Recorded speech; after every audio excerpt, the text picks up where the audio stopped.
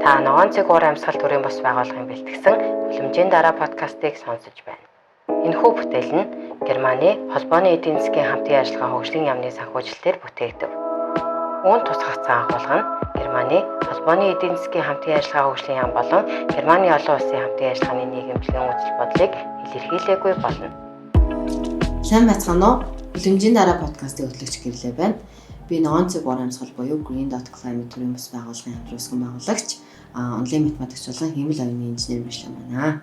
Өдний өдрийн мэнд Irene өөрийнхөө талаар тавчхан танилцуулбал график артист, ногоон цэг уур амьсгал төрийн бус байгууллагын хамтран үүсгэн байгуулагч, тэгээд уур амьсгалын активист юм байна.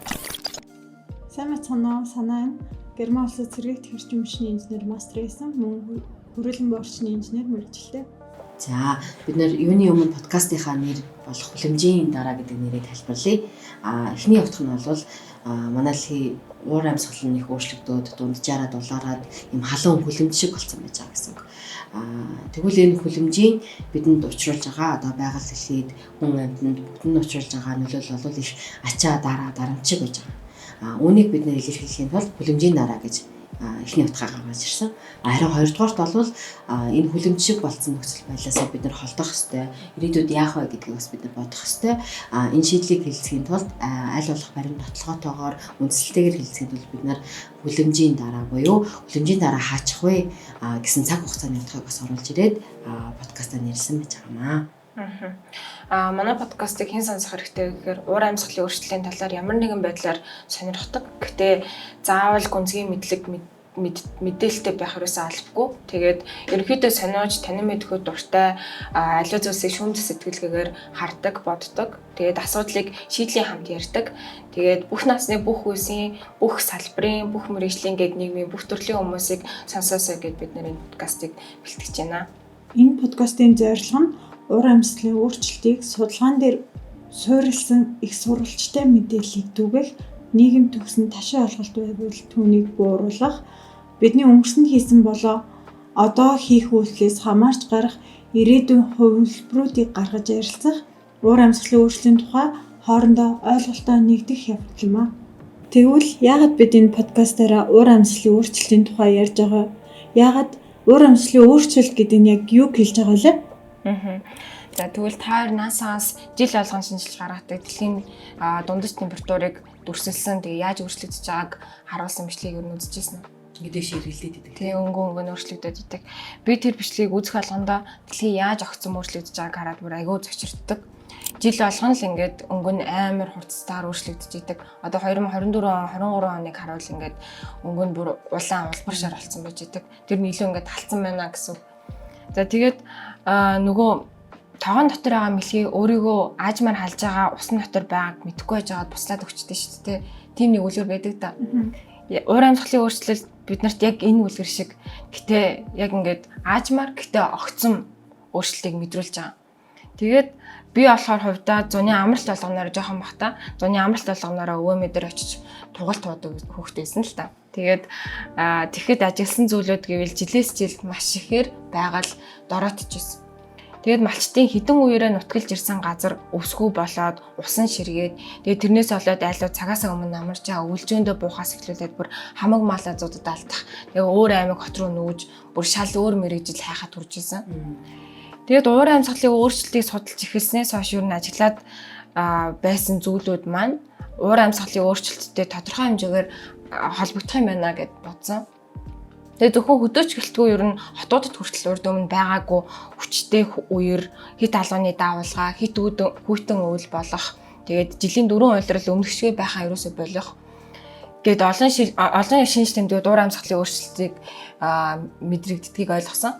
Тэгээд энэ асуудлыг үнэхээр үгүйсгэж үл тоомсорлож болохгүй байна гэд уур амьсгалын өөрчлөлийн талаар олон нийтэд мэдээлэл хүргэе. Тэгэхдээ шинжлэх ухаан баттай тоо баримт тулгуурлая.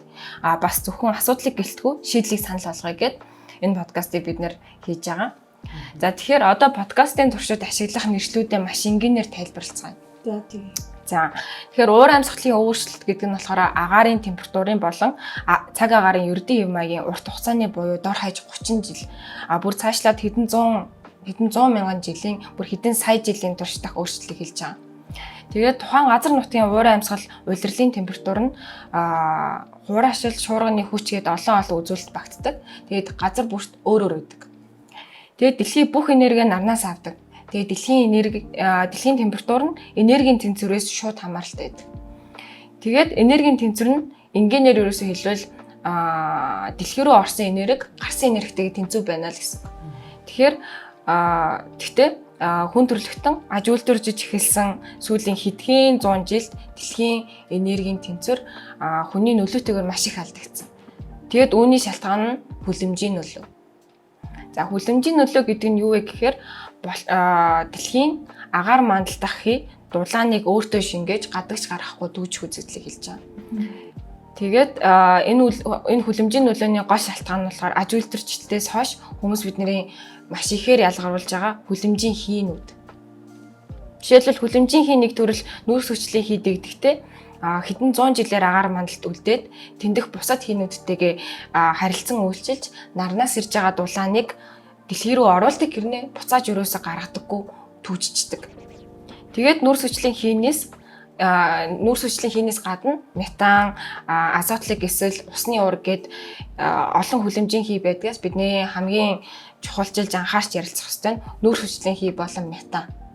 За тэгээ хүний үйл ажиллагаа ялангуяа нүүрс, газрын тос, байгалийн хийгээд малтмал чулуучсан түлшийг эрчим хүч болгож шатаах нь агаар дахь хүлэмжийн хий агуулмжийг сүүлийн 3 сая жилд байгаагүй өндөр хэмжээнд хүргэсэн. 3 сая жил. Тийм бүр 3 сая жил болоод энэ 3 сая жилийн дата мэдээллийг нь яаж яг нотолж баталдаг гэсэн үг үү? Энийг бид нэр яаж мэдж байгаа гэхээр уурын амьсгалын судлаач гэдэг хүмүүс байгаа шүү дээ. Тэр хүмүүс болохоор далайн дээр маш олон жил хөлдсөн мөсийг гүн цааныг ухаж гаргаад тэгээд тэр мөсөнд түжигдсэн агаар нүүрс хүчлийн хий агуулмжийг хэмжиж үзээд мэддэг. Тэр нүүрсэн дотор байгаа жижигхэн агаарууд гэсэн үг шүү Ингээд дээ. жижигхэн агааруудыг түжигдсэн байж идэг. Тэгээд тэрийг шинжилээд тэгээд хизээний ямар агаар байсан гэдгийг мэдчихдэг гэсэн үг. Аюу сонирхолтой. Тэгээд дэлхийд дахин эрчим хүчний үйлдвэрлэлийн салбарын дараа хөдөө аж ахуй, ойн аж ахуй, газар ашиглалтын өөрчлөлт, аж үйлдвэр, барилга байгууламжид хэрэглэгддэг эрчим хүч гээд эдийн засгийн салбарууд уурын амьсгалыг маш ихээр өөрчилж байгаа. Тэгээд энэ салбаруудын хувьд Монгол улстай хамгийн хамаатайг нь бид нар подкастынхаа дугааруудаар задлан ярилцах болно. За баярлалаа Айрин. Одоо би Айрины сая өгсөн хариултуудад хамгийн хамаатай топ хариултуудыг нь бол төвлөрж хүргэж байна. Цагуур орчны шинжилгээний газрын уурын амьсгалын үйлчлэгний систем гэж байгаа. Энэ систем дээр гаргасан Монгол улсын 2024 оны уурын амьсгалын жилийн таймаас одоо төвлөрж танилцуулах байна. Хамгийн эхлээд Монгол орны жилийн дундаж агаарын температур 2024 онд бол Цельсийн 1.9 градус байсан байна. Үүнийг бол уурын амьсгалын өөрчлөлт харьцангуй ингээ багаар илэрчээсэн 61-ээс 90 оны 30 жилийн интервалын дундажтай харьцуулах юм бол 2.5 градусаар дулаан байсан байна. Тэгэхээр бол дэлхий дахнаараа хэр их дулаарч байгаа тэрнээс бол Монгол улс илүү ихээр дулаарсан байгаа гэсэн. 2024 он нь 1940 оноос хойших бүх жилүүдийн дунджаараа бол чагсах юм бол 2 дахь дулаан жил нь болсон байж байгаа. Одоо яг манай өнгөрсөн жил те өмнөх 80 одоо 2 жилээсээ илүү дулаан байсан гэж бид ойлгож байна. Эхнийх нь хэд онд үү? 2023 он баг. Яг тэгвэл бид нэр 2023 онд яг энэ дата мэдээллийг харж байхад 2023 он 40 оноос хойших хамгийн халуун жил гэж байна. Тэгэхээр үүний дараа 2024 орсон. Төлөвлөрийн сүүлийн жилүүдээр нь л дулаан жилүүд бол рекорд тогтоогоо. За тэгвэл энэ дулаарч байгаа байдал, дунджаараа дулаарч байгаа байдал бол бүх газар хооронд те Монгол орны 21 аймаг оролцогт одоо харагдахгүй байгаа. Үүнийг бол бид нэр дундаж температурын орон зайн тархалтыг харж иж мэднэ гэсэн үг. Говийн бүс нутгийн өмнөд Алтай өвөр говьор бол 6.1-ээс 10 градусаар дулаан буюу хамгийн ихээр дулаарсан бүсүүд бол энэ дэр байна. Тал хэрийн бүс нутгаар болон их нууруудын хотгор орчмоор уг нь бол илүү тийм хүйтэн байдаг тийм хүйтэн агаартай газар 3.1-ээс 6 градусаар дулаарсан дунджаараа. Харин хөвсгөлийн өндөр уус хангаан нуруу дархтын хотгор орчмоор 3-аас 5.7 градусаар хүйтэрсэн байж байгаа. Тэгэхээр зөвхөн дулаараад байх биш бас хүйтэрсэн байгааг анзаарах хэрэгтэй гэсэн үг үлээ. Харин бусад нутгаар бол 2.9 орчим градусын хүйтэн дулааны хэлбэлцэлтэй байсан. За энэ баримтуудаас харах юм бол Монголын одоо агаарын температур ерөөхдөө дулаараад байгаа юм шиг тий 2.5 градусаар дулаарсан байна гэж штэ. Тэгсээр энэ дулаар бол газар болгоны жилхэн биш. Харин хүйтэн газар илүү хүүтрээд халуун газар илүү дулаараад бас байх магадaltaй ийм цаг агаарын эрсдэс нөхцөл байдлыг бол үүсгэж байгаа гэж бид нар дүгнэж болно.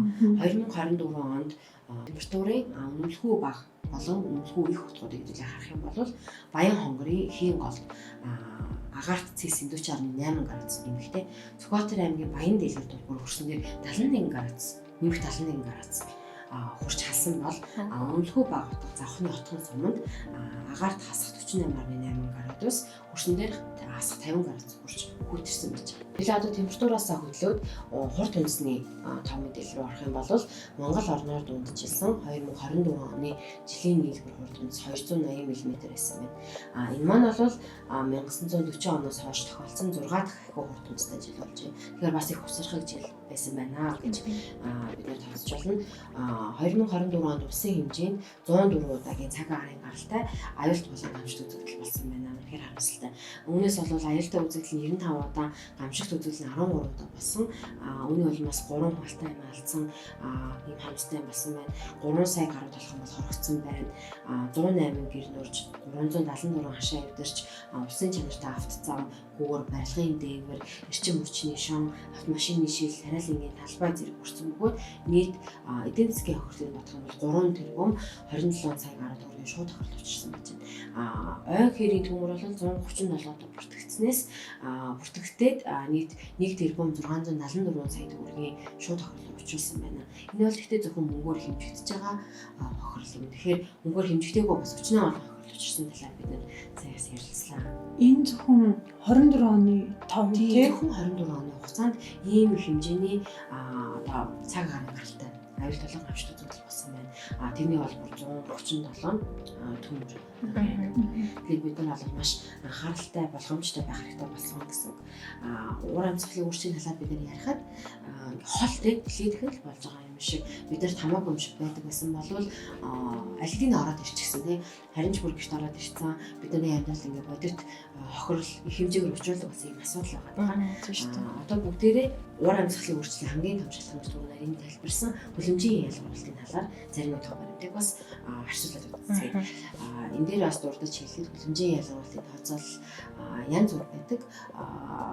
Их сурвалжууд янз бүрээр тооцоолоод тэрийг бол ингээд аргачлалтай хамт тайлбар өгчөөс бид нэр харьцуулах ойлгоод энэ бол ингэсэн учраас ийм байгаа юм. Бид нэр өнөөдөр бол харьцуултаа жигт хийхэд бол World Emissions Clock гэдэг ганц их сурвалжаас гаргасан тооцоолыг авч үзэж харьцуулнаа. За эхний тоо бол 2024 онд дэлхийн нийтээрээ 60.1 тэрбум тонн CO2-тэй дүүцэх хэмжээний хүлэмжийн ялгаруулсан. Үүний 123.4 сая тонн бол Монгол улс ялгаруулсан гэсэн байна. Хувьлаад үзэх юм бол 0.2%. 0.2 гэхээр бас бага юм тийм. Дэлхийн 200-аад ус байлаа гэж бодоход тийм. Энэ дээр бас хүлэмжийн хийнүүдэн дотор ингээд олон төрөл байгаа тийм метан урсгалыг бол бид нар түнлээд урсан. Эднэрийг нэгцэн дүнгээр нэгжээр тооцоолдог бол бид нар CO2-т дүүцэрч тооцоолдог гэдэг бас энэ дээр хараад явах хэрэгтэй. Үүнээс цаашаа манай CO2-ийн дээр дүүцсэн тоонуудыг бид нар ашиглана. За дараагийн тоо бол аж үйлдвэржилт эрчимтэй өрнөсөн буюу 1850 оноос хойшох нийт хоригдлогдсон дүнгээрх дэлхийн нийтийн хүлэмжийг ялгаруулж байгаа. Энэ маань бол 3290 гаруй тэрбум тонн буюу 380 тонн CO2-т дүүцэх хэмжээний хүлэмжийг бид нэр агаар мандалтад ялгаруулсан байж байгаа. Тэгэхээр ямар их хэмжээний юмгийг бас ингэж манай дэлхий авч явж байна тийм. Үүнийг 3.1 тэрбум тонныг бол Монгол улс ялгаруулсан байна. Тэгэхээр бид нэр түүхэндээ дэлхийн нийт хүлэмжийн ялгаруулалтын 0.109%-ийг 0.1% хүрэхгүй ялгаруулсан байна. Бидний нийт ялгаруулсан хүлэмжийн хэв бол түрүүн Аярын асуужсэн бусад улсуудтай харьцуулахад үүндээ бага яг ингээд тоон утгаараа үзэх юм бол бид нэр зөвхөн ч хүнтэй учраас гэж байна. Гэхдээ 2024 оны байдлаар 1 хүнд ногд хүлэмжийн ялгаруулалт дэлхийн дунджаар 7.5 тонн байсан байна. Гэтэл Монгол улсын нэг иргэн бол дунджаар 37.1 тонн CO2-тэй дүүцэх хэмжээний хүлэмжийн ялгаруулсан байна. Огцон өндөр энэ үзүүлэлтээс болоод манай улс өнөөдөр хичнээн түүхэндээ бага хүлэмжийн ялгаруулсан ч гэсэн хуримтлагдсан байдлаар өнөөгийн нийгэм өнөөгийн цаг хугацаанд бол хүлэмжийн өндөр ялгаруулалттай улс орчууд гэж байна. Тэгэхээр манай улсын нэг хүн бол дэлхийн 5 хүнтэй одоо бараг тэнцүү ийм хэмжээний хүлэмжийн ялгаруулж хамтраад байгаа гэсэн байна. Энэс манай нэг хүн ам айгу багтай холбоотой багтай шүү. За тэгвэл хэдүүлээ уур амьсгалын өөрчлөлтийн талаар ярихад манай улсын одоо хамгийн холбогдолтой хоёр салбар гэж өмнө дурдчихсан эрчим хүч хөдөө аж ахуйг санацгаая. Харин өнөөдрийн зэгдэх бол эрчим хүчний үйлдвэрлэл хэрэглээний өнөөгийн нөхцөл байдал үүнтэй танилцуулж өгчээ санаа. За ер нь яг та хоёрын дурдсанчлан сүүлийн 150 жилд аж үйлдвэрлэлд идэвхжиж хүний үйл ажиллагаанаас хамаарат 100 жилд нэг удаа болдог байсан гамшигуудын давтамж нь бол ойрцоод байгаа. 1940 оноос хойш хоёр дахь хамгийн халуун жил нь 24 онд тохиолдсон гэдэг нь Монголд уур амьсгалын өөрчлөлт аюултай хэмжээнд очсон нь шууд батлагдчихжээ шүү дээ. Тэгэхээр эрчим хүчний салбар гэхээр томьёолоос эхлэе. Эрчим хүчний хамгийн энгийн тодорхойлолт нь гэх юм бол эрчим хүч гэдэг нь өөрчлөлт хийх буюу ажил хийх чадвар бөгөөд дотроо кинетик, потенциал, дулаан болон химийн эрчим хүч зэрэг олон энерги төвөрж болно. Үүнийг бид нар дулаан болон бид нар одоогийн байдлаар юунаас гаргаж авч байна вэ гэхээр сэргийгчгүй нөөцүүд болох нүүрс, байгалийн хий, газрын тос нэмээд цөмийн эрчим хүч байгаа. Сэргээгдэх боломжтой гэх юм бол наар сайлах, газрын дулаан, биомасс буюу одоо ургамал, өтөг бууц бидний мэдхээр аргал цаашаагаа гэвэл ус төрөгч, далайн давлгаа зэрэг технологиудыг ашиглаад бид нэр эрчим хүч гаргаж авч болж байна гэсэн. Тэгвэл бид эрчим хүчийг яг юунд хэрэглээд байгаа юм бэ? Сая бол бид нэр гаргаж авлаа. Энийгээ бид нар юунд зарцуулж байна гэхээр ер нь бодоод үзгээр унтахаас эхлээд нүүрсээ төлж дулаан гаргана. Төвийн шугам шилжээнд холбогдсон айлууд байх юм бол усан халалтай хэрэглэнтэй. Ингээд өглөө босоод гэрлээ асаах, уцаа цэнэглэх зэрэг цахилгаан хэрэгслүүдэд байнга ашиглаж байгаа. Цайгаа чанахтаа, усаа буцалгахтаа, газаар, цахилгаанаар эсвэл гаалтуулж энерги ашиглаж байна. Тэгээд гараад ажилдаа, сургуульдаа явахдаа бид нар унаандаа бензин, дизель хийж байгаа. Энэ бүгд ингээд цахилгаан хэрэглээ байгаа. Тэгэхээр өдөр тутамдаа бид эрчим хүч зарцуулахгүйгээр тав тухайг олно гэдэг ямар ч боломжгүй болсон. Тэгэхээр бол бидний одоогийн иргэншлийн тав дахь ерөөсөө эрчим хүчинд суурилсан юм шүү. Тийм. Тэгэхээр эрчим хүчийг бид нэр олон байдлаар ашиглаж байна. Цахилгаан, дулаан, газ, бензин, азот зэрэг олон бүтээгдэхүүнээр дамжиж шууд хэлбэрээр ашиглаж байна.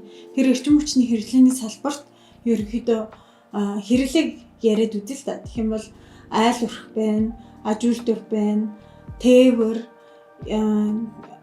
гэд энэ ерөнхий хэрэглээнүүдийг ангилж болж байгаа. Яг гэвэл эдгээр хоорондоо харьцангуй өөр байдлаар эрчим хүчийг хэрэглэж байгаа учраас. Тэгэхээр тээврийн эрчим хүчний хэрэглээг бүгдээрээ задлж авч үзэх юм бол хүн тээвэр гэж байна. Мөн ачаа тээвэр гэж байгаа тийм. Энийг бид нэр юугаар гүйцэлдүүлж ин гэвэл мотоцикл, машин, автобус, галт хэрэг, онгоц за биднэрт бага хэмжээний ч гэсэн моторц байдаг. Тэгэхээр уг тээврийн салбарын хэрэглээг бид дизель, бензин, газ, цахилгаан, хибрид байдал буюу цахилгаан болон дизель, бензин холимог байдлаар онгоцны түвшийг керосинаар, галт хэрэгний дулаан хангамжийг нь болохоор бид нүүрснээр хангаж байгаа. Барилгын эрчим хүчний хэрэглээ гэдэг юм бол айл өрхөд болоод аж ахуй нэгжүүдийн хэрэглээ орж ийн.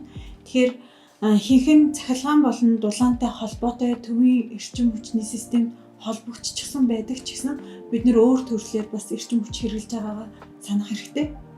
Олон төрлүүд байдаг байгаа. Тэгэхээр нэмэлт хэрэглээнүүд гэхээр юу орно гэсэн үг вэ? Тийм, жишээлбэл одоо айлууд газ хэрэглэх хоолндоо эсвэл мэдээж гэр орооллын айлууд маань шахмал түлшт нүүрс хэрэглэж байгаа. Энэ бол бүгдээрээ л эрчим хүчний хэрэглээнд орчин гэсэн үг. За үүнээс гадна айл өрхтөө аж ахуй нэгжтэй дүр зүйлшгүй өөр төрлийн хэрэглээ бол аж үйлдвэрийн хэрэглээ. Гэхдээ аж үйлдвэр бол их хэмжээгээр үйлдвэрлэлтэй энэ энергийг ашиглаж бүтээгдэхүүн боловсруулж байгаа. Нүүрс баяжуулах, цемент үйлдвэрлэх гэх мэтчлийн бид нарт бол одоогоор иймэрхүү төрлийн аж үйлдвэрүүд байна. Эрчим хүчийг болохоор мөн л бас нүүрс, газ, бензин зэрэг малтмал төлш байх ба эдгээр нь цахилгаан дулааны эрчим хүч болгоод бас үйлдвэрлэлдээ ашиглаад бид нар бүтээгдэхүүн боловсруулад байна. За ингээд ашиглагын хувьд бол нэг иймэрхүү байгаа бол энэ ашиглаж байгаагийг бид нар одоогийн байдлаар юугаар нөхөж байгаа вэ? Юугаар нийлүүлж байгаа вэ гэдэг нь сонирхолтой. Тэгэхээр энэ хэрэглээг импортоор худалдаж авсан дотооддоо үйлдвэрлэсэн эрчим хүчний их усруудтэй статистикийн хорооноос гаргасан Монгол Улсын 24 оны статистикийн эмхтгэл дэх тоон үндэслэн харьцуулж харах юм бол бид нар 70% нь нүүрснээсээ 26% нь газрын тосны бүтээгдэхүүнээс эрчим хүчний хэрэглээг хангаж байгаа. Энэ дотроо эрчим хүчний зохицуулах хорооноос гаргасан эрчим хүчний 24 оны статистик үзүүлэлтээс харахад цахилгаан эрчим хүчний нийт хэрэглээний 9.4%-ийг бид нар бол сэргийгээр нөхөж чадчихжээ. Тэгвэл сануулгад энэ маань бол зөвхөн цахилгаан эрчим хүчний. Тийм. Бусад эрчим хүчний хэрэглээ болох дулааны хэрэглээ, нүүрс, сайжруулсан малтмал түлш, шингэрүүлсэн хий, бензин, дизель, керосины шууд хэрэглээг оруулан нийт эрчим хүчний хэрэглээтэй харьцуулах юм бол цахилгаан эрчим хүч нь энэ эрчим хүчний хэрэглээний 18-аас 20% болж байгаа. Энэ тооцоо болохоор би мастрийнхаа ажлынхаа хүрээнд нээлттэй датаг ашиглан модель хийсэн байгаа.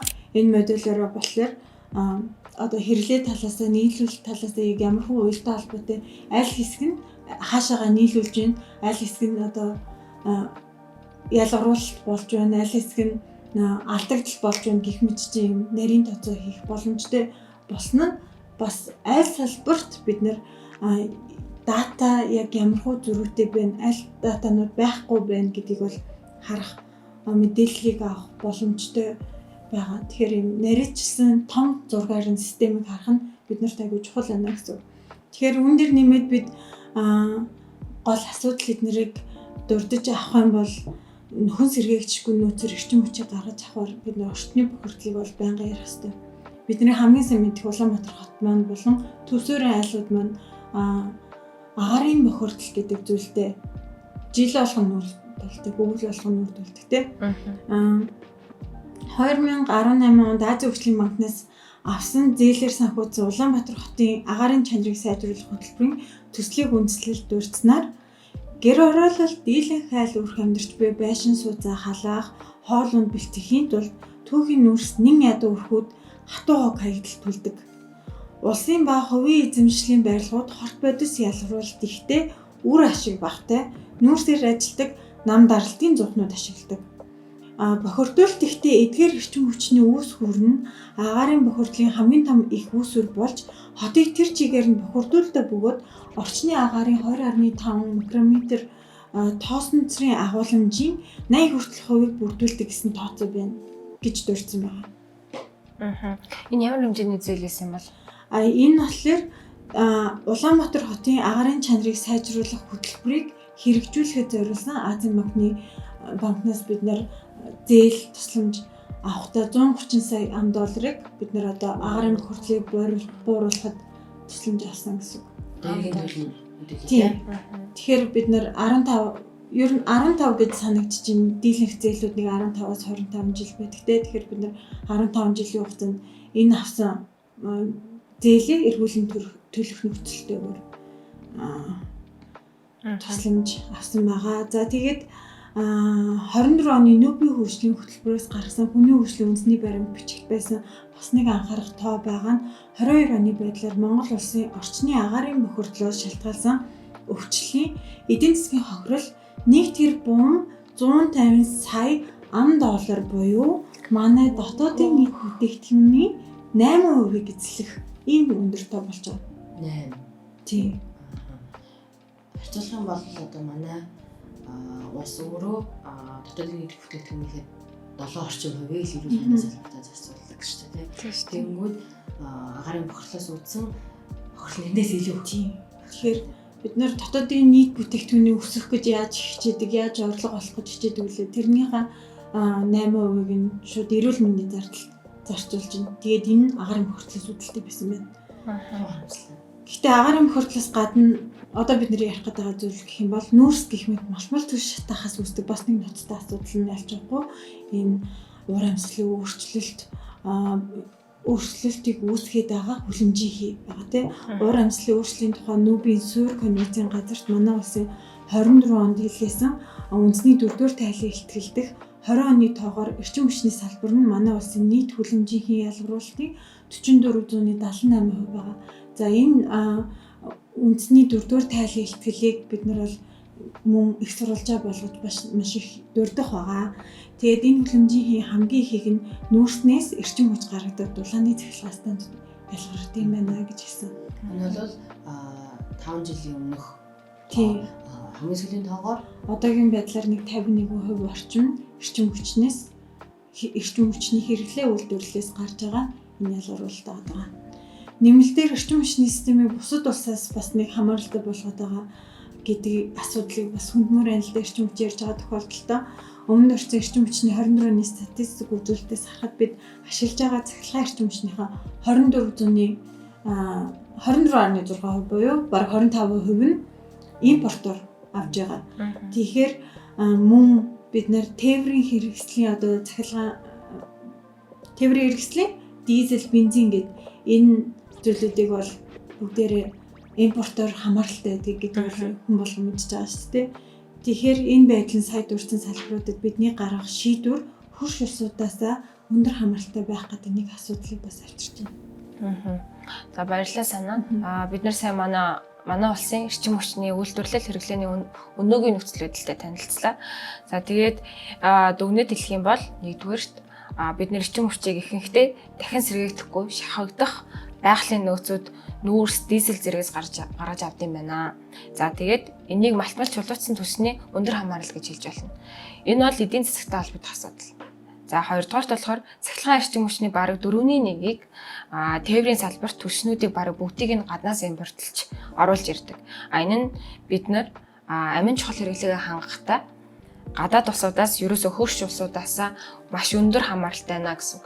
Тэгэхээр энэ бол манай улсын үндэсний аюулгүй байдалтай холбоотой асуудал. За тэгээ 3-дугаарт болохоор хот суурин газруудад малтмал чулуужсан түлшийг халаалт хоол хийх тээврт их хэмжээгээр ашиглаж байгаа. Тэгээд энэ нь болохоор маш ностой хэмжээний агаарын бохирдол үүсгэж байгаа. Энэ бол шууд эрүүл мэндтэй холбоотой асуудал. За тэгээд 4-р болохоор бидний эрчим хүч үйлдвэрлэж нийлүүлэх. Тэгээд нийлүүлсэн эрчим хүчийг ашиглах явцад маш их хэмжээний хүлэмжийн хий. Тэр дундаа нүүрс хүчлийн хий байнга алгарч байгаа. CO2 гэсэн үг шүү дээ. Тийм. Энд яагаад малтмал түвшийг ер нь шатаахад хүлэмжийн хий ялгараад байдаг жоохон тайлбарлаж байна. За тэгээ чулуужсан түвш гэж бидний нэрлэдэг байгаа нүүрс, газрын торс, байгалийн хийгээд олон сая жилийн өмнөх мод тэгээ ургамал амьтдын үлдэгдэл, нүүрс төрөгч, ус төрөгчийн агуулмжтай биомасс. Тэгээд газар дор маш олон жил дарагдаж нэвтэрчихтаа нүүрс төрөгчийн өндөр агуулмжийн хадгалсаар байгальд үлддэгтэй холбоотой. Тэгээд бид энэ нөөцийг шатааж эрчим хүч болгохын тулд газар доороос тэгээ бүр усан доороос малтаж гаргаж авч байгаа. Тэгээ эднэрийг шатаах явцад дотор нь олон жил нэгтэршиж төвжигдсэн нүүрс төрөгч судраад тэгээ агаартай эсэлдэж нүүрс хүчлийн хий болж дийддэг. Тэгээд түрүүн хэлсэнчлэн бидний ялгаруулж байгаа нүүрс хүчлийн хийгээд хүлэмжийн хий нь манай улсад гэлтгүү дэлхийд дахин маш хохирол учруулж тэгээд уур амьсгалын өөрчлөлтийн үндсэн шалтгаан болж байгаа. Тэгэхээр энэ нь байгаль орчин, нийгэм, эдийн засагтай бүгдтэй холбогдох бөгөөд тэгээ бүр цаашлаад манай гарагийн аюулгүй байдалтай холбоотой гэсэн үг. За тэгээд энэ дээр нэмж хэлэх юм бол эрчим хүчний салбарын бодлого тодорхойлох, тэгээд тодорхойлсон бодлогыг хэрэгжүүлэх, ард иргэд болон иргэний нийгмийн талаас хяналт авахд шаардлагатай мэдээлэл олдоц муутай. Тэгээ нийтэд нээлттэй биш, олдсон нь хоорондоо зөрүүтэй хуучирсан байдаг гэдэг ил тод байдал засаглалтай холбоотой асуудал бас байд юм байна. За тэгэхээр ингээд бид нэр манай улсын эрчим хүчний үйлдвэрлэл хэрэглээ малтмал чулуужсан түвшнээс маш өндөр хамааралтай гэдгийг ойлголоо. Тэгэхээр уур амьсгалын өөрчлөлийн сөрөг нөлөөс харуулхад эрчим хүч үйлдвэрлэл тэгээд хэрэглээний хувьд ямар асуудал тулгараад идэв юм бэ? Энэ асуулт хариулахаас өмнө бол бид нэр яагаад уур амьсгалын өөрчлөлийн сөрөг нөлөөс харуулах гэж яриад байгааг эхлээд нэг товчхон тайлбарлая гэж бодож байна. Олон улсын уур амьсгалын судлаачид, удирдагчид, шийдвэр гаргагчид бол энэ том асуудлыг шийдэх гээд олон жил хичээж байгаа, ажиллаж байгаа. Тэгж ажиллахдаа үндсэн хоёр ер нь чиглэлийг баримталдаг. Эхнийх нь болохоор уур амьсгалын өөрчлөлтийн сөрөг нөлөөг саруулах, бас хурдыг саруулах. Нөгөөх нь бол уур амьсгалын нэгэнт өөрчлөгдөхөөр өөрчлөгдөх нь тодорхой болсон өөрчлөлтүүд эхэлсэн. Ийм дэлхийд аль болох бага гар зорилготойгоор амьдарч сурах буюу тасн цагцах байж байгаа. Тэгэхээр хичнээн сүүлийн 30-40 жил болов ингээд уур амьсгалын өөрчлөлтийн байж болох сөрөг нөлөөний талаар хамарч болох цар хүрээний талаар судлаач шинжиж санаасаа байсан ч гэсэн дэлхийн олон улс ч гэсэн өөрсдөө чадах чинээгээр хангалттай өгөөд хамтын ажиллагаа үүсгээд ажиллажсэн ч гэсэн уур амьсгалын өөрчлөлтүүд бидний харж байгаачлан улам хурдан орнууд сөрөг нөлөө нь улам ихсээд яг л уулын уруу цасан бөмбөг буухтаа яаж ингэж хурдан томордог вэ те тэрэн шиг л юм бол яваад байгаа. Тэнгүүд ингээд бид нар дэлхийгээ гаргийнх нь бодоод хүн төрөлхтнөө төрөл зүйлийнх нь бодох юм бол бид нар ер нь инглитэс ч үлдэхгүй буюу тийм амьдрах боломжтой гарагтай үлдэхгүй буюу гэдэг асуудал бол нөгөө жилээс жил бол хэдэн 10 тэрбум тонноор гар мандалтаа ялгаруулад байгаа тэтэйгээд байгаа нөгөө л хүлэмжийн гээ багасгахаас огцон бууруулахаас тэгээд аль болох хурдан бууруулахаас хамаарат байгаа. Тэгвэл энийг хэн хэлж ийнэ гэхээр энэ асуудлыг хамгийн сайн мэддэг IPCC буюу уур амьсгалын өөрчлөлийн асуудлаар олон улсын засгийн газрын хоорондын мэргэжлийн зөвлөл агуур сануулгахдаа 37 жил сануулж байгаа. Тэгэхээр бид нэр өөрсдөө мдэггүй байсан гэх бодомжгүй юм шүү дээ. За тэгэхээр энэ асуудлын шийдлийг болвол ийм дараалтайгаар шийдэхэндээ барьж явж байгаа. Бид нэгэнтээ уур амьсгалын урьдчилан сэргийлж чадаагүй. Ингээд маш их хэмжээний өөрчлөлтөөс бол бид урьдчилан сэргийлж чадлаггүйгээр эдгээр өөрчлөлт өрнөцөн байж байгаа учраас одоо болвол ядаж боломжит эцсийн мөч хүртлээ сөрөг нөлөөг нь аль болох ихээрээ бууруулах, аль болох чадхаараа багасгах, тэгээд уур амьсгалын өөрчлөлтийг саруулах дэрэлгүй анхаарч байгаа. Үүнийхээ хажуугаар бол урд өмнө мэдрэгдээд эхэлсэндээ бид нарт баримтууд нотлохоо болсон бүртгэгдсэн байгаа өөрчлөлт байгаа. Угаасаа ирэх тодорхой болсон прогноз нь гарсан бас өөрчлөлт байж байгаа тийм. Бүр цаашаад бидний одоо төсөөлж чадахгүй. Тийм хүртэл өөрчлөлт бол гарч ирнэ уур амьсгалын өөрчлөлт нөлөөгөөр. Тэгэхээр энэ өөрчлөлтүүдэд өөрчлөлтүүдийн байгаль болон нийгэмд өөрчлөлт үзүүлэх үр нөлөөг нь бид нар яаж даван тулах вэ? Үүнд яаж насан зохицож өөрчлөлөн амьдрах вэ? Яаж илүү сайн аз жаргалтай хөгжилтэй байдгийг амьдрах ёстой вэ гэдэг талаар ажиллаж байгаа. Тэгмээд энэ дараалал бид нар ч гэсэн ажиллана гэдэг олон улсын өмнө хангалттай өгөөд үр авцсан байж байгаа. Эндээс хамгийн чухлыг дурдах юм бол 93 онд манай улсын сойрхон баталсан уур амьсгалын өөрчлөлтийн тухай нүүбийн суурь конвенц. Түрүүн санаа ярьсан шүү дээ. Суурь конвенцийн газарт бидний явуулсан үндсэн тайлбарлалыг хэлэхэд энэ маань бол 93 оноос манай улсын нэгдсэн суурь конвенц юм байна. 1999 онд нэгдэн орсон уг конвенцийн Кёотогийн протокол байдаг. Хамгийн сүүлд гэх юм бол 2016 онд сойрхон баталсан уг конвенцийн Парисын хэлэлцээр зэрэг ийм баримт бичгүүд байж байна. Олон улсын санаачлах хамтын ажиллагаа байж байна. Тэнгүүд ийм учраас бид нар эхлээд хүлэмжийн ялгарлаа багс талаар ярьж байгаа. Үүний талаар ярихад бол эрчим хүч үйлдвэрлэл хэрэглээ дэлхийн хувьд нэгдүгээр, манай улсын хувьд бол өмнөх тоогоор хоёрдугаар ч гэсэн энэ жилийн хамгийн сүүлийн тоогоор нэгдүгээрт орсон ийм хамгийн их хүлэмжийн ялгарлалтай салбар учраас бид нар өнөөдөр хамгийн ихэнд онцолж ярьж байгаа аахгүй подкаст. За харин эрчим хүч үйлдвэрлэл хэрэглээний хувьд хүлэмжийн ялгарлыг багасгахад тулгарч байгаа хамгийн том асуудал бол манай улсын энэ малтмал чөлөөтсөн түвшин суурилсан импортоос өндөр хамааралтай эрчим хүчний төлөвлөгөөсөө өөрсдөө салахгүй ингээд зуралдчихад байгаа байдал байгаа. Үүнийг товчилж хэлэх юм бол эрчим хүчний өвчгүй засаглал гэж бид том ярьж байна. Эрчим хүчтэй холбоотой ялгарлалтаа багасгах дээр ахихгүй байгаа гинэг зүйлийн жишээг дурдах юм бол санаагийн хэлсэн 24 онд явуулсан үндэсний 4-р тайлбарын хэлтгэл ийм хэсэг орсон байж байгаа. За би ишлэгч шүү. Ишлэлээ хүлэмжийн ялгарлалт гол хоёр салбар болох эрчим хүч хөдөө аж ахуйн одоогоор net zero буюу зөрүү хөдөлгөх жишг үзүүлэлтэд хүрэхэд хувь нэмийн оруулалт боломж маш хязгаарлагдсан байгаа тул үүний оронд бид нөөц төрөгчийн шингээлт зэрэг өөр арга барил анхаарлаа хандуулж байна. За ишлэл дуслаа. Ингэсэн мэт. Ямар гутран сонсогдож байна. Тийм байгаа. Бид нэр сааруулж чадахгүй л гэж юм шиг. Чадахгүй. Одоо эрчим хүчнээс бол чадахгүй нэ гэдэг бид буугаад өгч байгаа л гэсэн үг болж харж байгаа байхгүй. Тэг яг бууж өгөх юм байна шүү дээ. Тийм буугаад өгч байгаа гэсэн.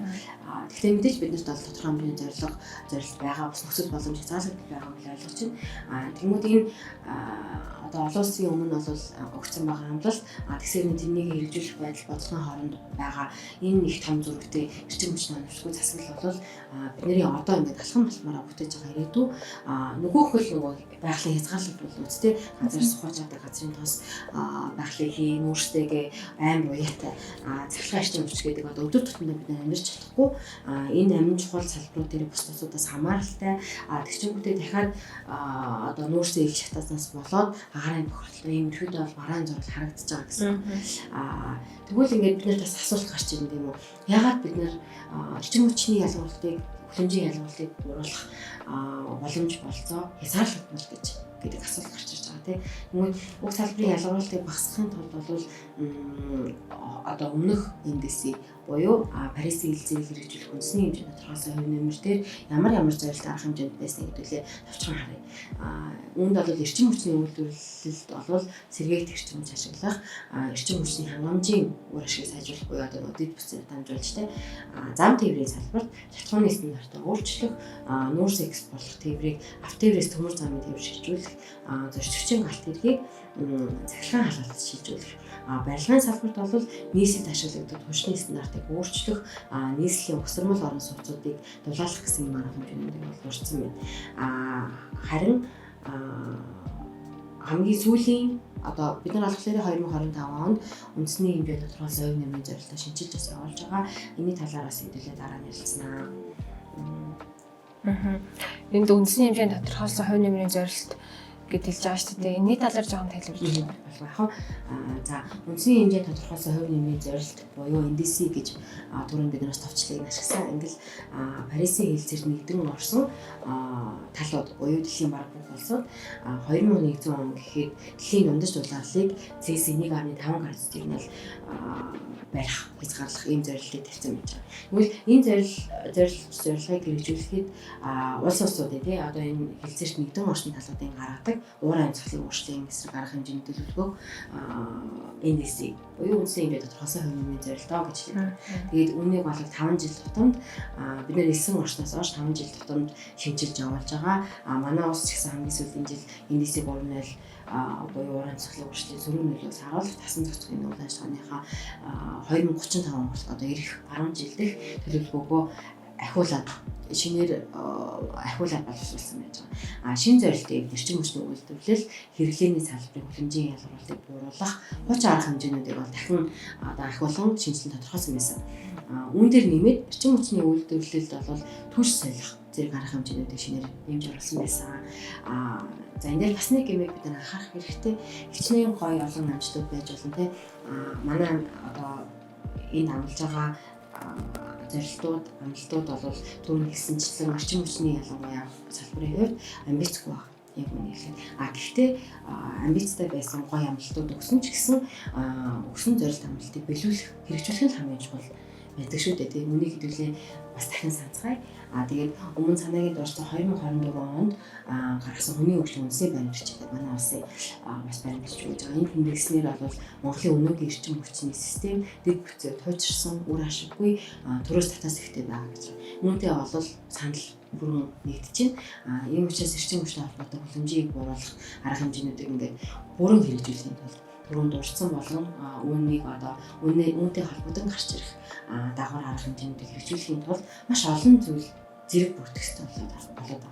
Тэгээд тэрнийг ингээд эхнээс нь мэдүүлээ дурдах юм бол доктортой засал ялангуяа эрчим хүчний хувьд эрх зүйн хатан орчин байх нь тэгээд оновчны санхүүжилтийг бол төсвөөсөө улсын төсвөөсөө болон хөрөнгө одоо бусад хөрөнгө оруулалтын их усуудыг ашиглаж зөв хуваарлах хэрэгтэй байж байгаа. Тэгснээр дэд бүтцийг бүрэн шинжилэх бас байх хэрэгтэй байна.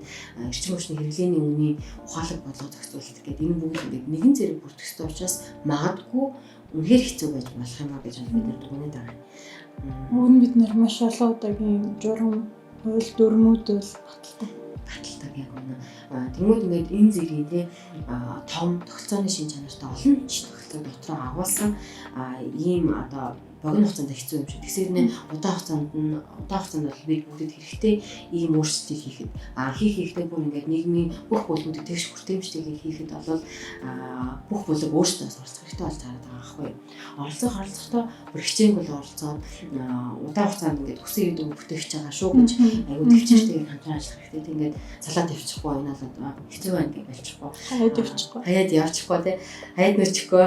Ийм учраас ингээд эрчим хүчний салбарын хэмжээний ялгарлалт бол боломж нь хязгаарлалт байж магадгүй. Гэхдээ хязгаарлалт гэдэг чинь боломжгүй гэсэн үг бас биш аахгүй.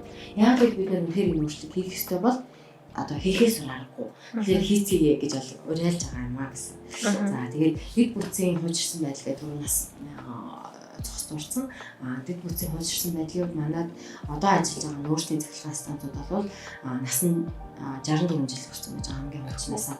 Тэгмээд нөөцийн цахилгаан станцын дундч насыг 40-45 бичих юм бол манай ихэнх эрчим хүчийг төлөвлөж байгаа станцуудыг бол ингээд шинжлэх шаардлага зайлшгүй гарсан байна гэсэн. Энэ станцуудын нэг эд анги жижигхэн хэсгүүд ч юм те үнийг хуучирсан гэхээс илүүтэйгээр бүтнээрээ хуучраад ерөнхий үйл ажиллагаанд нөөцөх доголдолын өндөр эрсдэл болсон байна гэж хэлж байгаа гэсэн үг байна. Уг эрсдлийн хамгийн тод жишээ энэ оны буюу 2025 оны 6 дугаар сард гарсан осол. Үүний талаар онцгой байдлын ерөнхий газар юу гэж хэлснийг ишлэлж байна. За ишлэл эхлэв. Дулааны 3 дугаар цахилгаан станц төрийн өмчлөх цайт компани гал гарч байна гэсэн дуудлагыг хүлээн авсан албан хаагчид ажиллаж өндөр даралтын цэхийн 9-р турбины генератор 100 уурт хан дээврийн хэсэг шатаж байсан унтраасаа гэж мэдээлжээ. За энэ остой холбогдуулан ингээд ишлэл болсон шүү. Энэ остой холбогдуулан 6 дугаар сарын 20-нд засгийн газрын тогтоол гарсан. Үүнд бол дулааны 3 дугаар цахилгаан станцын үйл ажиллагааг хэвийн горын шилжүүлж болзошгүй эрсдлээс урьдчилан сэргийлэх зорилгоор тус компани 6 сарын хугацаатай хагас жилийн ийм онцгой дэлгүүр гэсэн байна.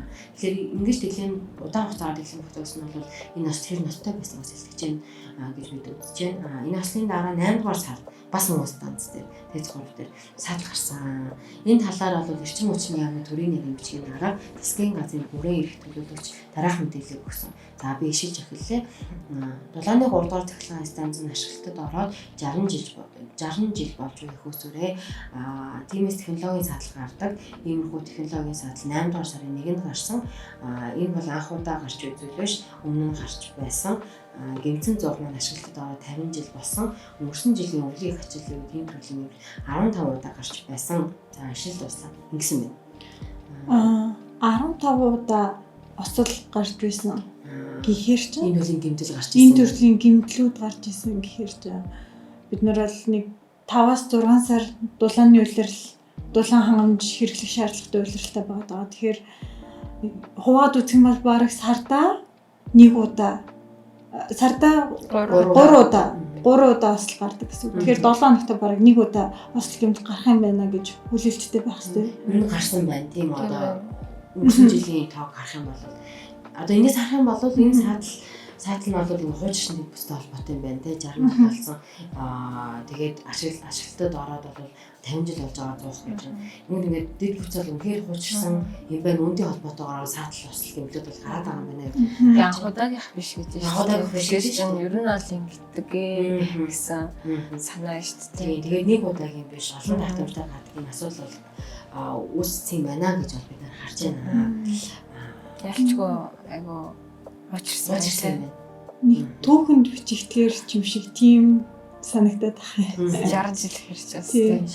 За яха 24 оны статистикийн хөл дээр тоог үндэслэл бид нар нүүрснээс гаргах эрчим хүчний 40 хүртэлх хувийг технологи болон дулааны бүтээгдэхүүн болгон үйлдвэрлэх чадaltaй гэдэг нь үлцэн үн бүгд алдагдал болж байна гэсэн үг. Энэ тоог яаж гаргаж ирж байгаа вэ гэхээр нийт дулааны цахилгаан станцуудыг хэрэглэж байгаа нүүрсийг хэдийн хэмжээний бүтээгдэхүүн буюу дулаан болон цахилгааныг гаргаж байгаа вэ гэдгийг хооронд нь калорлуу шилжүүлээд харьцуулсан дүн юм байгаа гэсэн. Тэгэхээр үүнтэй харьцуулахад сэргээгт эрчим хүчний ашиглалтын коэффициент бол бага л да. Гэхдээ ямар ч бохирдол үүсэхгүй гэдэг нь маш том давуу тал болж байгаа. Эрчим хүчний 24 оны статистик үзүүлэлтээс мөн дахиад харах юм бол эрчим хүчний нэгжийн үн буюу киловатт цагтаа хүртэх нь төвийн бүсийн хувьд төвийн бүсийн нэгдсэн сүлжээний хувьд 250 төгрөг өртөгтэй байх юм бол хэрэглэгчид очиж байгаа дундаж үнэнийг 223 төгрөг байна гэж. Орчин хүчний одоо импортоор их хэрэглээнд байдаг баруун бүсийн нэгдсэн сүлжээний хувьд болохоор 351 төгрөгийг үйлдвэрлэлийн өртөгт зарцуулж байгаа бол хэрэглэгчдэр 190 төгрөг болж очиж байгаа. Тэгэхээр энэ хооронд одоо яг үйлдвэрлэж байгаа болон хэрэглэгчийн хоорондын үнийн зөрүү маш өндөр буюу эрчим хүч үйлдвэрлэлийн зардлаа хэрэглээний төлбөрөөр нөхөж чаддгүйгээс үүссэн энэ алдагдлыг бид нүүрсний урахад үр тавих, эсвэл төсвөөс татаа суух байдлаар дандаа тэгштгэж ирсэн. Харин сэргээдэг эрчим хүчний тухайд хуулиар тогтоосон тарифыг харвал киловатт цаг цахилгаан эрчим хүчийг салхины эрчим хүчний үүсгүүрээр үүсгэж чадах юм бол нийлүүлэх үн 8.5 ам цент буюу 305 төгрөг орчим. 5,000 киловатт хүртэл хүчин чадалтай усан цахилгаан станц бол 4.5-аас 6 цент буюу 215 төгрөг хүртэл. Нарны эрчим хүчний үүсвэр бол 12 цент хүртэл буюу 431 төгрөг байна гэж байна. Тэгэхээр бид нар эндээс сэргээгдэх ялангуяа салхины станц маань нүүрсний одоо энэ хэрэгжилж байгаа сүлжээтэй бол үнийн хувьд өрсөлдөхөж болж байгааг харуулж байгаа. 24 оны сүүлээр ашиглан орсон бөөрөлжүүдийн нүүрсний цахилгаан станц төвийн бүсийн эрчим хүчний нэгдсэн сүлжээнд цахилгаан нийлүүлж эхэлсэн боловч яг ямар тарифтай нийлүүлж байгааг мэдэхгүй байна. Хэрвээ бид нар мэдэж чадах юм бол шинэ нүүрсний цахилгаан станц болоод сэргээгдэхийн үйлдвэрлэлийн станцын одоо үнийн ялгааг хараад яг аль нь үнэтэй гэдгийг бол баталж болохоор байгаа юм л да.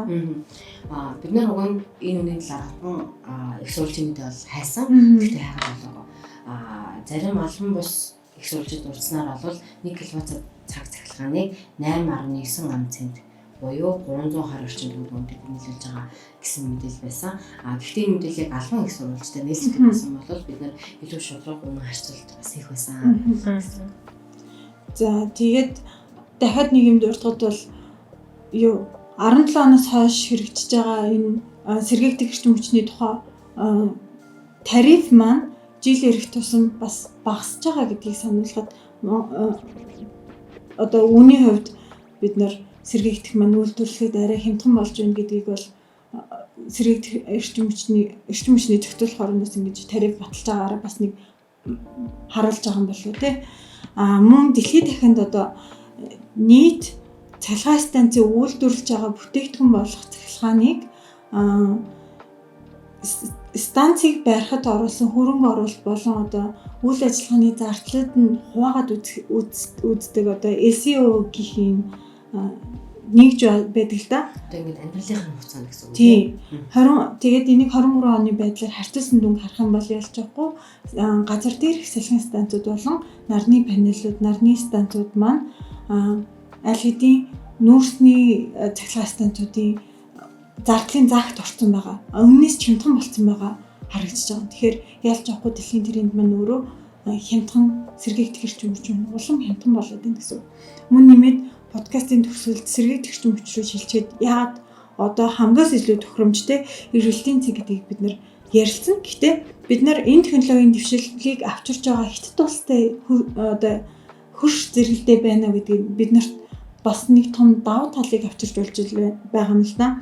Энэ нүүрснээс гарсан цахилгааныг яг байгаль орчим, нийгэмд учруулж буй өмнө ярьсан зардлуудыг болоод хүний биед учруулж буй тооцогдоогүй байгаа энэ хохирлуудыг нэмбэл бид нар яг ямар үнээр ямар цахилгаан хэрэглээд ямар эрчим хүч хэрэглээд байгаа нь харагдах болов. Тэгвэл одоо ярьсан бүх зүйлээ дүгнвэл эрчим хүчний салбарын хувьд уур амьсгалын өөрчлөлтийн сөргөнөлөөс харуулахын тулд яг юу хийх боломжтой байна вэ? Тэгээд ер нь итгэл найдвар хэрвээ байна уу, байхгүй нь?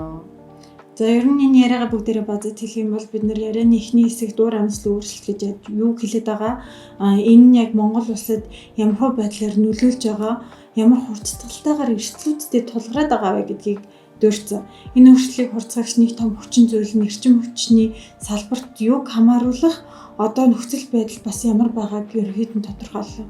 Үүний дараагаар бид энэ уур амьсгалын өөрчлөлтийг сааруулахын тулд эрчим хүчний салбарт хэрэгжүүлэх боломжтой хамгийн нөлөөтэй голлох шийдлүүд буюу сэргээгдэх эрчим хүчний давуу болон сул талыг тайлбарлсан.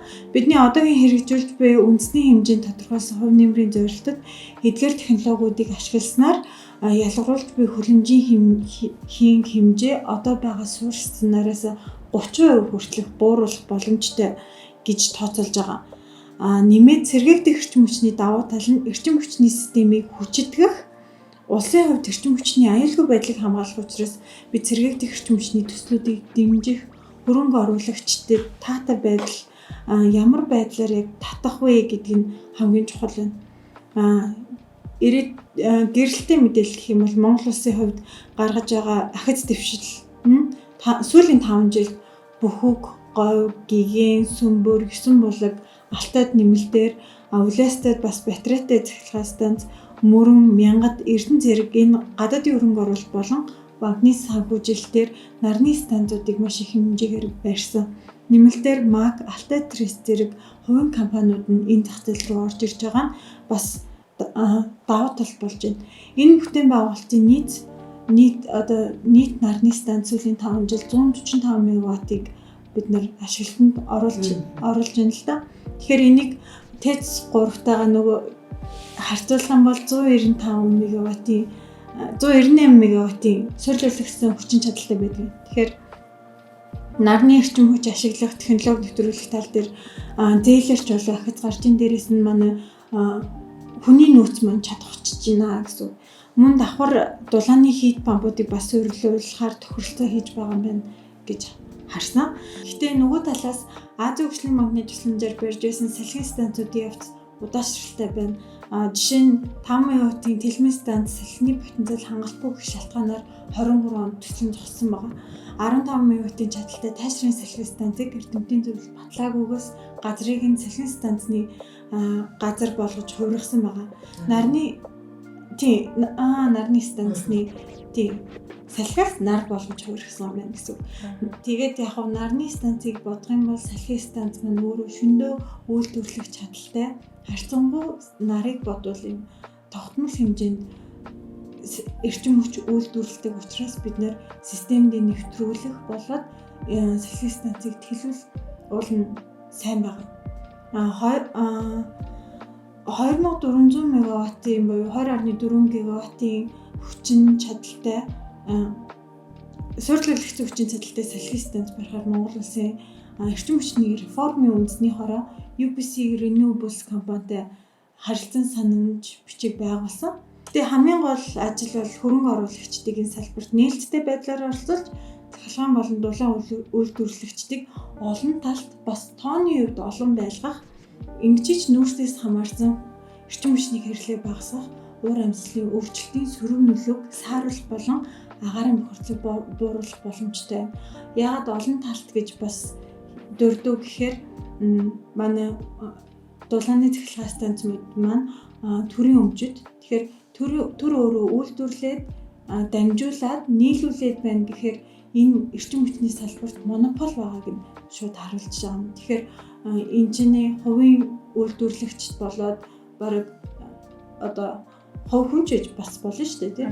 Ямар нэгэн байдлаар үйлдвэрлэгч байх тусам өрсөлдөөн нь улам сайжирч бид нэр үүнээс нь бас хэмд цахилгаанч одоо авах ялангуяа үйлдвэрлэгчээ бас бид нэр өөртөө сонгох боломжтой болох хэрэгтэй байхгүй.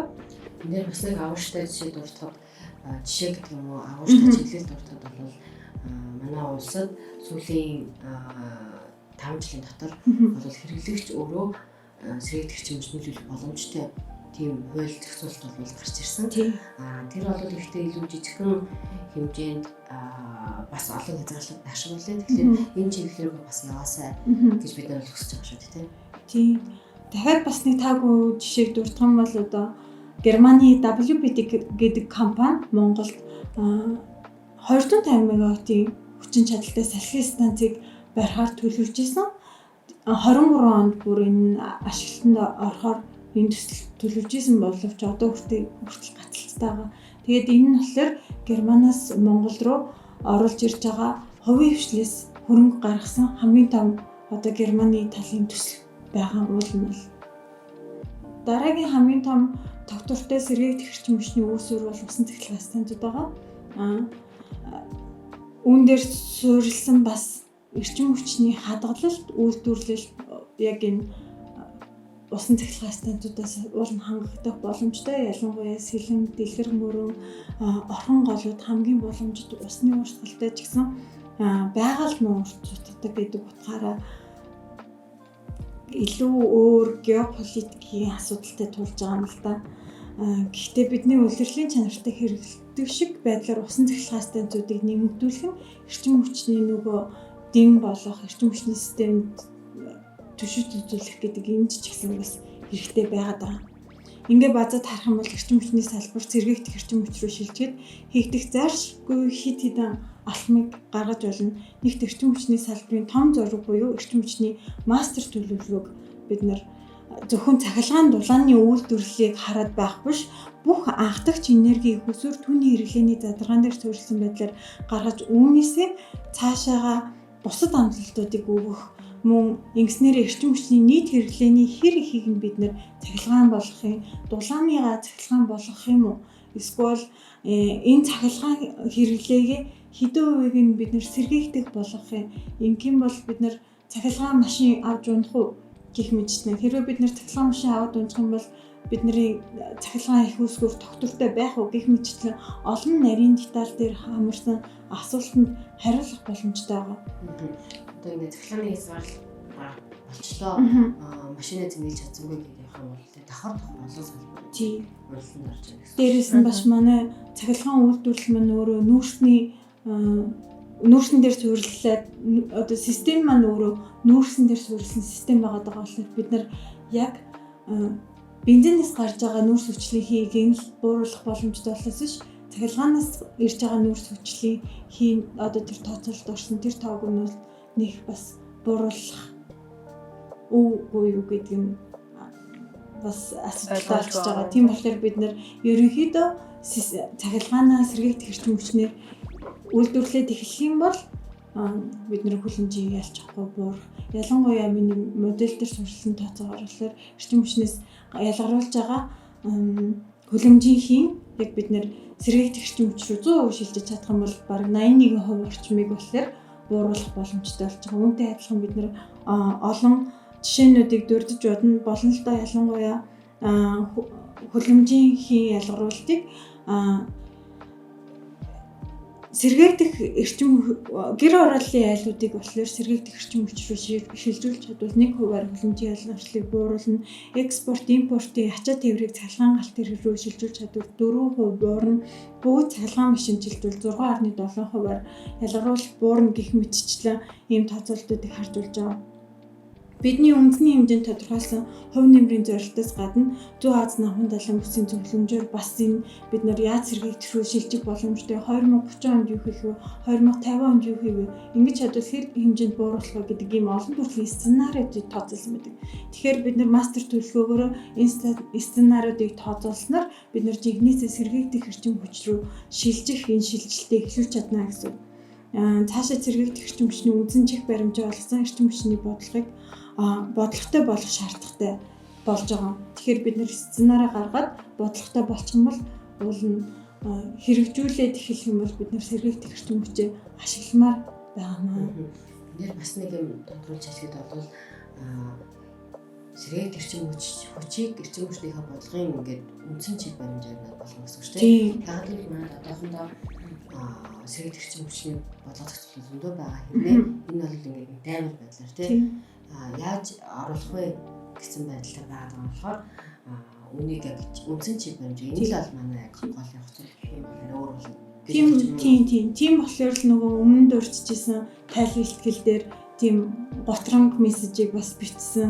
Одоо үнтэйг эвлэрсэн байдлаар л одоо бичсэн болов уу гэж бодож байна. Үүний тулд зөвхөн эрчим хүчний зохицуулах хоорондын гэрээтэй гэлтгүй бас эрчим хүчний хэрэглээний төрөл бүрийг бүртгэлжүүлэх тооцоолох механизм дата төлөвлөрүүлэлт бас аюул чухал байна. Яг гэвэл одоо эрчим хүчний зохицуулах хооронд дээр зөвхөн нэгдсэн сүлжээнд холбогдсон айлууд л тооцоологдож байгаа. Нэгдсэн дулаанд холбогдсон айлууд л тооцоологдож байгаа бол бусд нь яг энэ хэрэглээ гэдэг тодорхойлолтын гадна үйлчилж байгаа. Тэгэхээр манай нүүдэлчид цахилгаан холбогдоогүй айлууд маань бүгдээрээ энэ хэрэглээнээс хэрэглээ тооцохдохгүй үлдээд байна гэсэн үг. Цаашлаад цэрэгт эрчим хүчийг ашиглаж бид нар бас карбон маркет нүүрс төрөгчийн зах зээл зэрэгт бас оролцох боломжтой. Яг сэргээгдэх эрчим хүчээрээ дамжуулан энэ талаар бас одоо хууль боловсруулагдаж байгаа юм лээ. За яагаад болон яаж сэргээгдэх эрчим хүчийг шийдэхийг маш тодорхой үзүүлсэн байлаа санаа. Тэгэхээр хэдүүлээ одоо яг яагаад сэргээгдэх эрчим хүчийг шийдэх нь оновчтой байгаа юм гэдэг цаг хугацааны хувьд болон нөөц болцооны хувьд боломжтой гэдгийг 3 үндслээр би тайлбарлах гэж байна. Тэгээд бид нар сүүлийн 30 жил болон сэргээгдэх эрчим хүчийг шийдэх талаар их ярилцаа олон төсөл хөтөлбөр хэрэгжүүлэх гэж оролцож байсан. Энэ төсөл хөтөлбөрүүдийн эрт шинүүдийнх нь нэг болоод 90 онд батлагдсан сэргээгдэх эрчим хүч ашиглан хөдөг захирлын эрчим хүчээр хангах 100 мянган нарны гэдэг үсэн байсан. Өнгөрсөн үед бол эрчим хүчний системийн тэр чиглэлийн сэргээгдэх рүү шилжүүлэхэд бид нар тулгарч байсан 2 үнцэн асуудал байж байгаа. Эхнийх нь бол сэргээгдэх эрчим хүч нөөцийн зорилсон эрчим хүчнээс маш өдөөс харьцуулаад нөгөө талаас болохоор бид нар эрчим хүчний хэвлэлийн үнийг өгүүлбэрийн урдаас хамаагүй бага болгож барьж байсан. Энэ хоёр асуудал.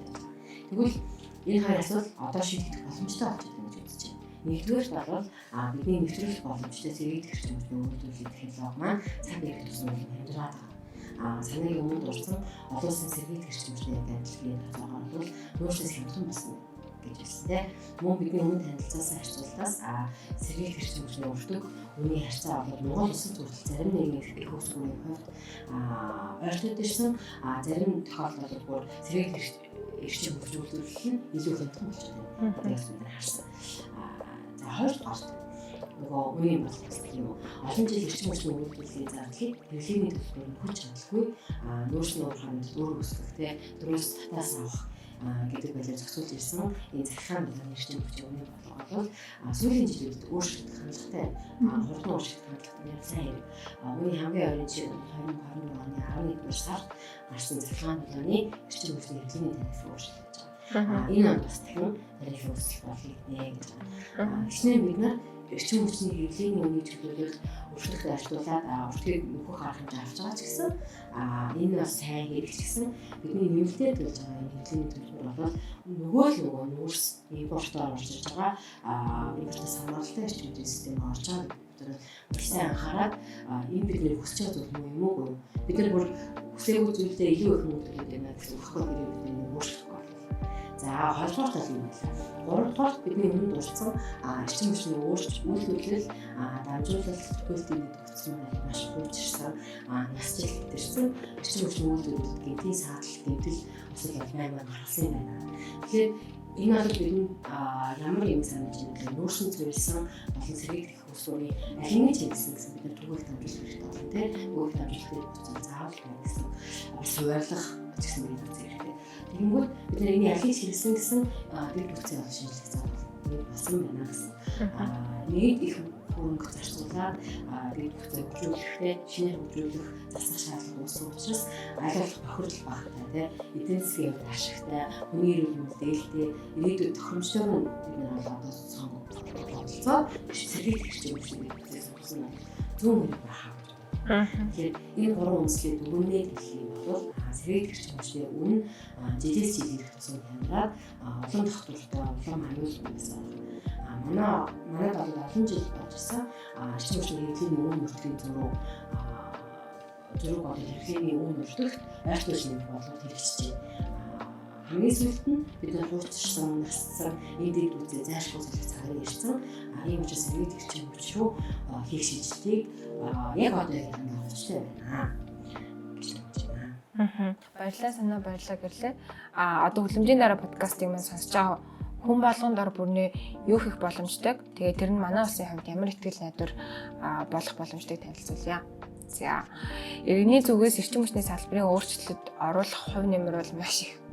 Тэгээд хамгийн эхлээд эрчим хүчний үйлдвэрлэлийн өртөгтэй дүүцгэж хэмжээний төлбөрөө бид нар төлж сурах хэрэгтэй. Гэхдээ таны төлж байгаа төлбөр таны хүссэн ирээдүг бүтээхэд зарцуулагдаж гинөө үгүй юу гэдгийг маш сайн бодож тэгээд нягтлж харж явах хэрэгтэй. Тэгээ хэрвээ нөгөө л нүүрс импорт руу яваад байвал өөрчлөлтийг бас шаардах хэрэг биднэрт байгаа. За тэгээ өөрчлөлтийг шаардах гэдэг нь таны шийдвэр гаргалт бодлого тодорхойлолт төсөв зарцуулалтын түвшин төлөөлөхөөр сонгогддог хүнийг хариуцлагатайгаар сонгохоор эхэлнэ. Тэгээд үүний дараа тэдэнд өөрийн хэрэгцээ, шаардлага үндэслэлтэйгээр гаргаад тэгээд маш сайн ойлгох хэрэгтэй. Хамгийн сүүлд нь ажлын хэрэгжилтийг нь сайтар хянах маш хэрэгтэй. Тэгвэл эрчим хүчний шилжилт хийхин тулд бид нар бүгдээрээ дараах өөрчлөлтүүдийг сонгогдсон төлөөлөгчөөсөө шаардах нэ. Эхнийх нь болохоор эрчим хүчний бодлогын хувьд сэргээгдэх эрчим хүч бодлогын үндсэн чиг баримжаа байхыг. Хоёрдугаар цахилгаан дулаанаас гаднах бусад төрлийн анхдагч их үүсвэрүүдийг оруулсан бүрэн дата цуглуулалттай эрчим хүчний төлөвлөгөөтэй болох. За 3 дугаарт одоогоор малтмал чулуучсан түвшнээс илүү хэмд илүү аюулгүй гэдэг нь батлагдсан шийдлүүдийг өргөнөөр суйрлуулах, сэргээгдэх эрчим хүчийг олон их үүсвэрүүдээс үйлдвэрлэж тэднийг ухаалгаар зохицуулдаг виртуал сүлжээ гэх мэт технологиудыг нэвтрүүлэх. За 4 дугаарт болохоор эрчим хүчний дэд бүтцийн бүтээн байгуулалтыг хийхдээ зөвхөн ирээдүйд нийцдэд нь хөрөнгө оруулах, төсөв зарцуулах. Тэгээд малтмал чулуучсан түвшний төслүүдийг шинээр огт эхлүүлэхгүй байх. За одоо бүгдээ энэ бүх өөрчлөлтийг хамтдаа шаардаад хамтдаа хэрэгжүүлж чадсан гэж төсөөлье. За хамгийн эхлээд бид нар дэлхийн нийтээрээ нүрс гээд байгаль хязгаартай байгаа нөөцөөс бага хамааралтай болж усууд харьцангуй инх тайван болно. За манай улс өөрсдөө эрчим хүчтэй найдвартай үйлдвэрлэж геополитикийн хувьд илүү чадaltaй ус болж. Тэгээд энэ нь өдөр тутмын амьдралд оройн хоолой хийх эсвэл ингээд хичээл сургуулаасаа ирэх үед тог тасрахгүй байх гэсэн үйлдэлүүдээр харагдана. За тэгээд одоо төсөөлөлт та 3-9-ийн жавартай гүйтэн штэ. Цэнгэг агаарт хүүхдтэй тоглож яах гэж төсөөлөд үстэй. Төсөөлөгдөхгүй надад бид нар сайн мэдгүй байхгүй сүүлийн баг. Зөндөө олон жил болсон болохоор яг өвөл байрныхаа гадаа хүүхдтэй сэрхлүүлнэ гэж ерөөсөө төсөөлөгдөхгүй. Тийм хотодтэй. Тэгэхээр агаарын бохирдол буурч агаарын чанар ил сайжрал энэ бидний ирээдүй болно.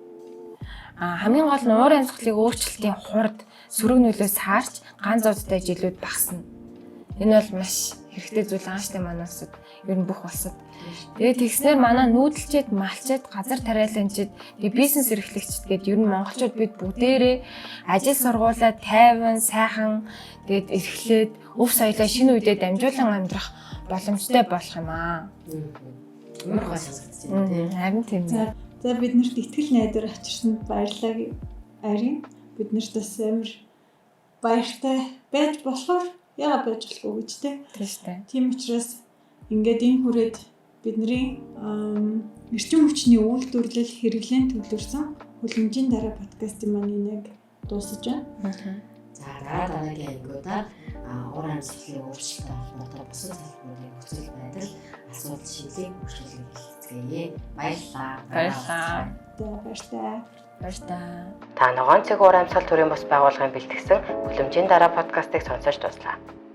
Энэхүү бүтээл нь Германы холбооны эдийн засгийн хамтын ажиллагаа хөгжлийн яамны санхүүжилтээр бүтээгдэв. Үүнд тусгах зан агуулга нь Германы холбооны эдийн засгийн хамтын ажиллагаа хөгжлийн яам болон Германы олон улсын хамтын ажиллагааны нийгэмжлэгийн үзэл бодлыг илэрхийлээгүй болно.